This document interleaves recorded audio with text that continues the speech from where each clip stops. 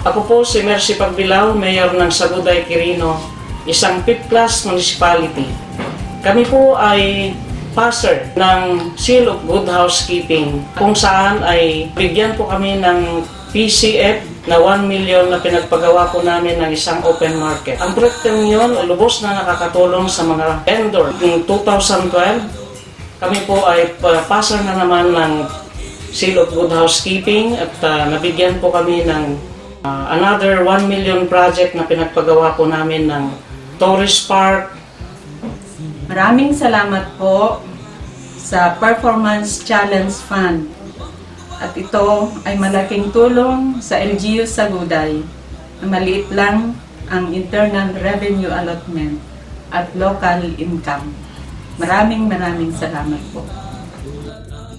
Kasi noon, nung wala pa ito, nakikita namin na ang mga bata ay nasa kalye lang, naglalaro na kung saan-saan. Pero nung nandito na sila, nandito na yung park natin, nakikita natin na nandito sila, naglalaro. So, ang masasabi ko, napakalaki ang naitulong ng ating park sa mga mula sa mga ulap, dahon puno, lubat sa puso ng bayan. Pasir dito naramit nanipod di narigat nga may iko at produkto may nga aging gaya linipit nga kakaasi kamay.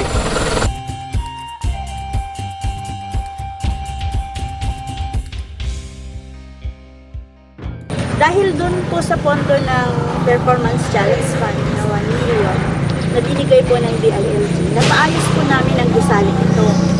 Sa pamamagitan po ng pagpapaayos po ng gusaling ito, marami po kami napapagsilbihang tao.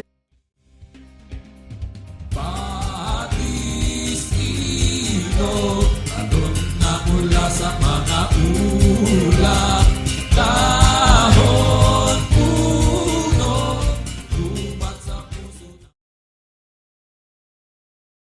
Nagpapasalamat po ako sa DILG, sa BUB nila at nabigyan po itong mga kabarangay ko ng 2 puso.